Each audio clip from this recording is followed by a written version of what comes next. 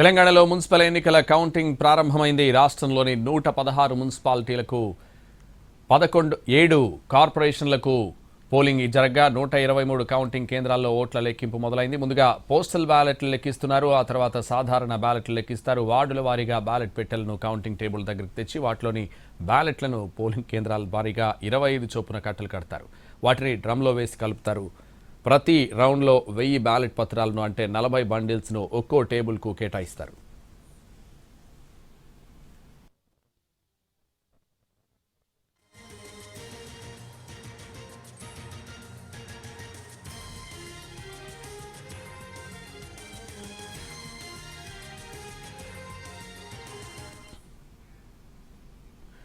తెలంగాణలో మున్సిపల్ ఎన్నికల కౌంటింగ్ ప్రారంభమైంది. రాష్ట్రంలోని 116 మున్సిపాలిటీలు 7 కార్పొరేషన్లకు పోలింగ్ జరగగా 123 కౌంటింగ్ కేంద్రాల్లో ఓట్ల లెక్కింపు మొదలైంది. ఇదే విషయానికి సంబంధించి మహబూబ్ నగర్ నుంచి మా ప్రతినిధి పాషా, ఖమ్మం నుంచి భూపాల్ మరింత సమాచారం అందించడానికి లైవ్లో సిద్ధంగా ఉన్నారు. ముందుగా పాషా. సంతోష్, ఉమ్మడి పాలమూరు జిల్లా వ్యాప్తంగా ఒక కార్పొరేషన్ తో పాటు 21 మున్సిపాలిటీల మున్సిపల్ కౌంటింగ్ ప్రక్రియ ఇంతకు ముందే ప్రారంభమైంది.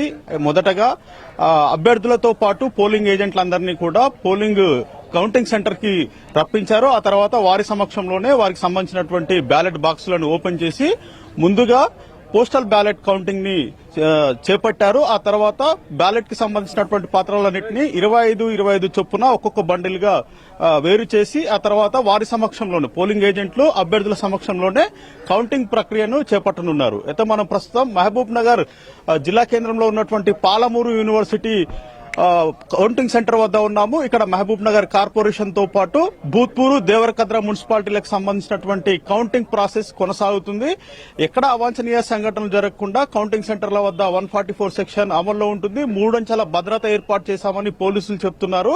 పాలమూరు యూనివర్సిటీ మెయిన్ గేట్ వద్దనే అభ్యర్థుల ఐడి కార్డులను చెక్ చేసి ఒక్కొక్కరిని లోపలికి పంపిస్తున్నటువంటి సిచ్యువేషన్ మనకి ఈ కౌంటింగ్ సెంటర్ వద్ద కనిపిస్తా ఉంది. ఇక జిల్లాలో ప్రధానంగా ఉన్నటువంటి గద్వాల, వనపర్తి, నాగర్ కర్నూల్, కల్వకుర్తి, కొల్లాపూర్ ప్రాంతాల్లో ఇవి మేజర్ మున్సిపాలిటీలు.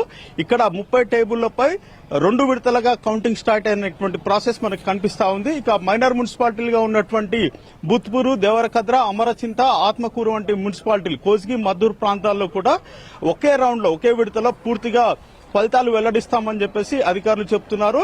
ఇంతకు ముందే అభ్యర్థులంతా పోలింగ్ ఏజెంట్ల అందరూ కూడా కౌంటింగ్ సెంటర్లోకి వెళ్లడం జరిగింది. వారి ఐడి కార్డ్స్ ని చెక్ చేసిన తర్వాత వారి సమక్షంలోనే ప్రస్తుతము బ్యాలెట్ బాక్సులు ఓపెన్ చేసి వాటన్నిటినీ కూడా ఒక డ్రమ్ములో వేసి కలుపుతున్నటువంటి సిచ్యువేషన్ మనకి కౌంటింగ్ సెంటర్ లోపల కనిపిస్తా ఉంది. ఇక బయట మొత్తం వారికి సంబంధించినటువంటి అనుచరులు కానివ్వండి, ఆయా వార్డులకు సంబంధించినటువంటి వివిధ పార్టీల నేతలంతా కూడా బయట వేచి చూస్తున్నటువంటి పరిస్థితి. ముఖ్యంగా మహబూబ్ నగర్ కార్పొరేషన్ విషయానికి వస్తే 60 డివిజన్లు ఉండగా ఒకటి ఏకగ్రీవమైంది. 59 డివిజన్లలో ఎన్నికలు జరిగాయి. ఇందుకు సంబంధించినటువంటి కౌంటింగ్ ప్రాసెస్ 2 విడతలుగా జరగనుంది. మొదటి విడతలో 30 వార్డులకు సంబంధించి, మరో 29కి సంబంధించినటువంటి రెండో విడతలో జరగనున్నాయి. మధ్యాహ్నం 12 గంటల వరకు పూర్తి ఫలితాలు వెలువడే అయ్యే అవకాశం ఉందని చెప్పేసి అధికారులు అంచనా వేస్తున్నారు.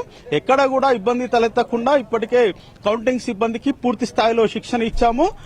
కంప్లీట్ గా సీసీ కెమెరాల నిఘా ఉంటుంది.